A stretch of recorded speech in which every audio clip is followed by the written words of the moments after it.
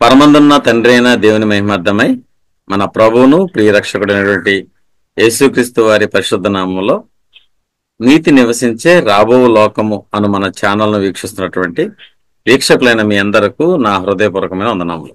ప్రియమైన దేవుని వాళ్ళారా, ఈ ఛానల్ ద్వారాగా మనము మృతుల పునరుత్థానమును గురించినటువంటి పూర్తి అవగాహన సంపాదించుకున్నట్టు కొరకు, మృతుల పునరుత్థానం అంటే ప్రభువైన యేసుక్రీస్తు వారు సమాధి నుంచి తిరిగి లేచిన విధంగానే మనము కూడా సమాధి నుంచి తిరిగి లేవడమే మృతుల పునరుత్థానం అనే సత్యాన్ని గుర్తెరుగుతూ, మరి చనిపోయిన వారు దేవుని దగ్గరికి వెళ్తారు, లేదా చనిపోయిన వారు వేరే చోట ఉంటారు, ఆ పరదేశ పాతాళ లోకలు ఉంటారు అనేటువంటి బోధించబడుతున్నటువంటి అనేకమైన బోధలు వాక్యానుసారం కాదు అనేటువంటి విషయాన్ని మనం చెప్పడానికి ప్రారంభించుకొని, గత వారంలో మనము పరదేశాన్ని కూర్చున్నట్టు కొన్ని వివరాలను మాట్లాడుకున్నాం. పరదేశ్ అనే పదాన్ని గ్రంథంలో 3 చోట్ల రాయబడిందని, అది లోకసువార్త 23 అధ్యాయం 43 వచనంలో రాయబడినటువంటి ఆ సందర్భాన్ని మన గత తరగతిలో మనం మాట్లాడుకున్నాం. ఈ తరగతిలో మనం మాట్లాడుకునేది అపోస్తలుడైన పౌలు కొరింథీయులకు రాసినటువంటి 2వ పత్రిక 12వ అధ్యాయము 3వ వచనంలో 1-3 వచనాలు చదువుతూ మనం ఆ సందర్భాన్ని మనం తెలుసుకునే కొరకు ప్రయత్నం చేద్దాము. అపోస్తలుడైన పౌలు కొరింథీయులకు రాసిన 2వ పత్రిక 3వ అధ్యాయము 1 నుంచి, అతిశయపడటం నాకు తగదు గాని అతిశయపడవలసి వచ్చినది. ప్రభు దర్శనములను గూర్చియు ప్రత్యక్షతలను గూర్చియు చెప్పదును. క్రీస్తునందున్న ఒక మనుషుని నేను ఎరుగుదును. అతడు 14 సంవత్సరముల కిందట 3వ ఆకాశమునకు కొనుపోబడినను. అతడు శరీరంతో కొనుపోబడెను, నేను ఎరుగను. శరీరం లేక కొనుపోబడెను, నేను ఎరుగను. అది దేవునికే తెలియను. అట్టి మనుషుని నేను ఎరుగుదును. అతడు పరదేశంలోనికి పోబడి వసింప శక్యము కాని మాటలు వినెను. ఆ మాటలు మనుష్యుడు పలుకకూడదు. అతడు శరీరంతో కొనుపోబడెను, శరీరం లేక కొనుపోబడెను, నేను ఎరుగను. ఇది దేవునికే తెలియను. అపోస్తలుడైన పౌలు కొరింథీయులకు రాసిన 2వ పత్రిక 12వ అధ్యాయం 4వ వచనంలో మనం చదువుకున్నాము. అక్కడ పౌలు యొక్క దేవుడు తనకు అనుగ్రహించినటువంటి దర్శనాల గురించి మరియు ప్రత్యక్షల గురించి పౌలు మాట్లాడుతూ రాసినటువంటి సందర్భాన్ని మనం చదువుకున్నాము. అక్కడ పౌలు ఒక విషయాన్ని మనకు తెలియపరుస్తున్నాడు. అతను ఏమంటాడంటే, 14 సంవత్సరాల కిందట అతడు ఆ పరదేశంలో కొనుపోబడినప్పుడు శరీరం లేక కొనుపోబడ్డాడో శరీరంతో కొనుపోబడ్డాడో నాకు తెలియదు. ఇది దేవునికే తెలియను. అది దేవునికే తెలియను. అయితే ఆ ప్రత్యక్షత దేవుడు నాకు కనపరిచిన సంగతి చెప్పి మాట్లాడుతున్నాడు. కానీ ఇక్కడ కూడా మనకి పరదేశం అనేటువంటి ఆ మాట రాయబడి ఉంది. కాబట్టి మనం ఆలోచించాలి.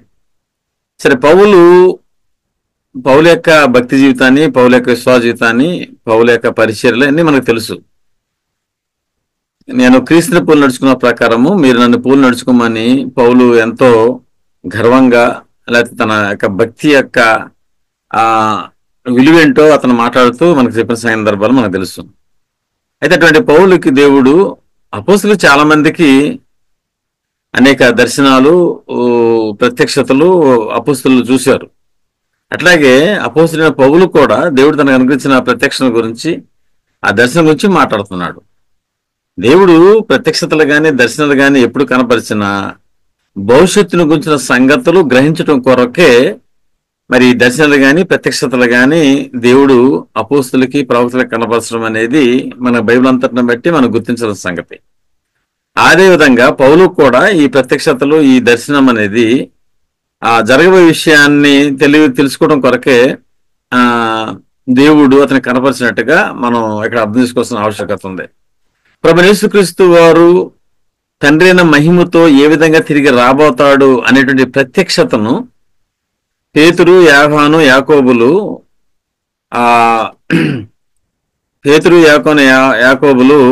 దర్శన రూపంలో మనం చూసినట్లుగా మనము మత్తయి సువార్త 17వ అధ్యాయంలో చూస్తుంటాం.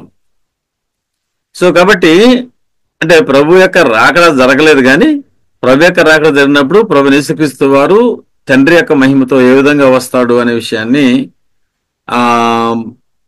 దేవుడు పౌలు, పేతురు, యోహాను, యాకోబులు కనపరిచాడు. అంటే దీన్ని బట్టి మనం ఏం అర్థం చేసుకుంటున్నాం అంటే, దేవుడు దర్శనాలు కానీ లేకపోతే ప్రత్యక్షలు కానీ కనపరిచేది భవిష్యత్తు వచ్చిన సంగతులు తెలుసుకోవడం కొరకనే సంగతి నాకు అర్థమవుతుంది. అలాగే ఇక్కడ కూడా పౌలు కూడా ఆ భవిష్యత్తు గురించినటువంటి ఒక దర్శనాన్ని చూశాడు. దాన్ని అతిశయపడటం కాదు కానీ అతిశయ పరిస్థితిని చాలా విషయాలు చెప్పాలంటూ ఒక విషయాన్ని మనకు చెప్పాడు. 14 సంవత్సరాల కిందట ఒక అతను 3వ ఆకాశంలో కొనుక్కోబడిన సంగతిని అతను చూసినట్టుగా దాన్ని పరదేశం అన్నట్టుగా మనకి అక్కడ పౌలు మాట్లాడుతున్నాడు. రైట్. అయితే 3వ ఆకాశం అనేటువంటి మాట బైబిల్లో ఉందా? మరి బైబిల్లో లేనటువంటి 3వ ఆకాశం అనేటువంటి పదాన్ని పౌలు ఎందుకు బోధించాడు? ఎందుకు సంబోధించాడని మనం అర్థం చేసుకోవాలి. దేవుడు భూమి ఆకాశాన్ని కలగజేసాడే గాని మొదటి ఆకాశం, 2వ ఆకాశం, 3వ ఆకాశం అంటూ దేవుడు ఏం కలగజేయలేదు. అయితే పౌలు ఈ 3వ ఆకాశం అనే పదాన్ని దాన్నే పరదేశం అనేటువంటిగా భావంతో ఆయన మాట్లాడటంలో ఆయనకి దేవుడు అనుగ్రహించిన ప్రత్యక్షతలో ఒక విశేషమైన సంగతి అన్నట్టుగా ఆ దర్శనాన్ని మనకి వివరించి చెప్పడంలో ఉన్నటువంటి ఉద్దేశం ఏంటో మనం ఆలోచించాల్సిన ఆవశ్యకత ఉంది. మరి 3వ ఆకాశాన్ని దేవుడు కలగజేయకుండా 3వ ఆకాశం అనే పదాన్ని పౌలు ఎందుకు ఉచ్చరించి ఉంటాడు అనేది మనం ఆలోచించాలి. అయితే అది అర్థం చేసుకోవాలంటే మనము అపోస్తలుడైన పేతురు రాసినటువంటి 2వ పత్రిక 3వ అధ్యాయము 6వ వచనాన్ని మరియు 7వ వచనాన్ని మనం చదవాల్సిన ఆవశ్యకత ఉంది. ఒకసారి చూద్దాము. అపోస్తలుడైన పేతురు రాసినటువంటి 2వ పత్రిక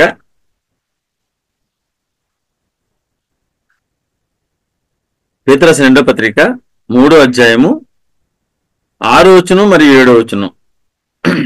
ఇక్కడ పేతురు రాసినటువంటి ఈ మాటలను మనం చదివినట్లయితే అక్కడ మనం 3వ ఆకాశం అంటే ఏంటో, 2వ ఆకాశం అంటే ఏంటో, మొదటి ఆకాశం అంటే సంగతులు కొన్ని తెలుసుకోవడానికి ఆస్కారం ఉందన్నమాట.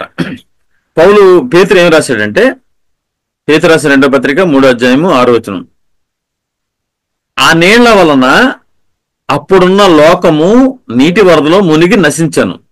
అయితే ఇప్పుడున్న ఆకాశమును భూమియు భక్తిహీనుల తీర్పును నాశనమును జరుగు దినము వరకు అగ్ని కొరకు నిల్వ చేయబడినదే అదే వాక్యం వలన భద్రం చేయబడి ఉన్నది అంటున్నాడు. అంటే ఇప్పుడున్నటువంటి ఆకాశమును భూమిని ఇప్పుడున్న లోకం అన్నాడు. అప్పుడున్న లోకము నీటి వరదలో మునిగింది అంటున్నాడు. అంటే జల ప్రళయానికి ముందున్నటువంటి కాలానంతటిని అప్పుడున్న లోకంగాను, జల ప్రళయం తర్వాత నుంచి ప్రభువైన యేసుక్రీస్తుకు వచ్చేంత వరకు, ప్రభువైన యేసుక్రీస్తు వరకు తెస్సలోనికీయులకు రాసిన 2వ పత్రిక 1వ అధ్యాయము 6వ వచనం చెప్పినట్టుగా ఆయన అగ్నిజ్వాలలో ప్రత్యక్షమవుతాడు. ఆయన వచ్చేటప్పుడు అగ్నిజ్వాలలో ప్రత్యక్షమవుతాడు. కాబట్టి ప్రభువైన యేసుక్రీస్తు వచ్చి అగ్నిజ్వాలలో ప్రత్యక్షమయ్యి అవిశ్వాసులను, సువార్తకు లోబడిన వారిని, భక్తిహీనులని, అవిధేయులను నాశనం చేయటం అనే సంగతిని మనకి రాయబడి ఉంది. కాబట్టి అగ్ని కొరకు నిల్వ చేయబడింది అంటున్నాడు. ఇప్పుడున్న భూమి ఆకాశాలని అంటూ మాట్లాడుతూ అగ్ని కొరకు నిల్వ చేయబడింది అని వాక్యం రాయబడిందని చెప్తున్నాడు. అప్పుడు లోకం అన్నాడు. అంటే జల ప్రళయానికి ముందున్నటువంటి లోకాన్ని మొదటి ఆకాశము, మొదటి భూమిగాను, జల ప్రళయం తర్వాత ఉన్నటువంటి ఆకాశాన్ని, భూమిని, అగ్ని కొరకు నిల్వ చేయబడిన ఆకాశాన్ని, భూమిని 2వ భూమి, 2వ ఆకాశంగాను మాట్లాడుతున్నాడు. అయితే మరి 3వ ఆకాశము అంటే అర్థం ఏంటంటే రాబో లోకము, నీతి నివసించే రాబో లోకము, కొత్త ఆకాశము, కొత్త భూమి అని మాట్లాడుతున్నాం మనం. ఆ నీతి నివసించే కొత్త ఆకాశం, కొత్త భూమినే 3వ లోకం అని, 3వ ఆకాశం అని మాట్లాడుతున్నాం. కాబట్టి పౌలు జీవితంలో 14 సంవత్సరాల క్రితం ఒక వ్యక్తి చనిపోవడము, అతను 3వ ఆకాశం ప్రదేశికి వెళ్ళినట్టుగా అతను కనపడుతుంది. అయితే జరగబోయేదాన్ని తెలుసుకోవడం కొరకు అది దర్శనమే గాని అది వాస్తవం కాదు. ప్రభువైన యేసుక్రీస్తు వారు 2 రాకడలు ఎలా వస్తాడో, ఏ విధంగా అయితే పేతురు, యోహాను, యాకోబులకి కనపడిందో, అలాగే 3వ ఆకాశంలోనికి మనుషులు వెళ్ళినట్టుగా, లేకపోతే ఆ పరదేశంలోకి మనుషులు వెళ్తున్న సంగతిని పౌలు తన దర్శనంలో చూసినట్లుగా మనము అర్థం చేసుకోవాల్సిన ఆవశ్యకత ఉంది. దాన్నే ప్రభువైన యేసుక్రీస్తు వారు మాట్లాడుతూ మార్కు సువార్త 10వ అధ్యాయము 17వ వచనంలో పౌలు మాట్లాడుతూ ఏమన్నాడంటే, ప్రభు యేసుక్రీస్తు మాట్లాడితే ఏమన్నాడో చూద్దాం మనం. ఈ సందర్భంలో ఒకసారి ఆలోచిద్దాము. మార్కు సువార్త 10వ అధ్యాయం 2వ వచనం. పేతురు, ఇదిగో మేము సమస్తమును విడిచిపెట్టి నిన్ను వెంబడించితిమని ఆయనతో చెప్పసాగాను. అందుకు యేసు ఇట్లా, నేను నా నిమిత్తమును సువార్త నిమిత్తమును ఇంటినైనను అన్నదమ్ములనైనను అక్క చెల్లెండ్రనైనను తల్లిదండ్రులనైనను పిల్లలనైనను భూములనైనను విడిచిన వాడు ఇప్పుడును ఇహమందును హింసలతో పాటు నూరంతలుగా ఇండ్లను అన్నదమ్ములను అక్క చెల్లెండ్రను తల్లులను పిల్లలను భూములను రాబో లోకమందు నిత్య జీవమును పొందునని మీతో నిశ్చయముగా చెప్పుచున్నాను. మొదటి వారు అనేకులు కడపటి వారు మొదటి వారు అగుదురా నేను. కాబట్టి యేసుక్రీస్తు మాట్లాడుతూ ఇప్పుడున్న లోకంలో ప్రభు యేసుక్రీస్తుని వెంబడిస్తూ సువార్త నిమిత్తం ఎవరైతే అక్కజలను అన్నదమ్ములను భూములను ఇళ్లను అన్ని వదులుకుంటారో అవి రాబో లోకంలో సంపాదించుకుంటారని, అంత మాత్రమే కాకుండా నిత్యజీవం సంపాదించుకుంటారు సంగతిని ప్రభు యేసుక్రీస్తు మాట్లాడాడు.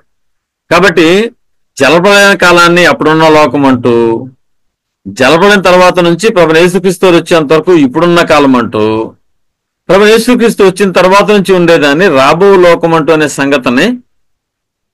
సంగతిని బైబిల్ నొక్కి ఒక్కనిస్తుంది.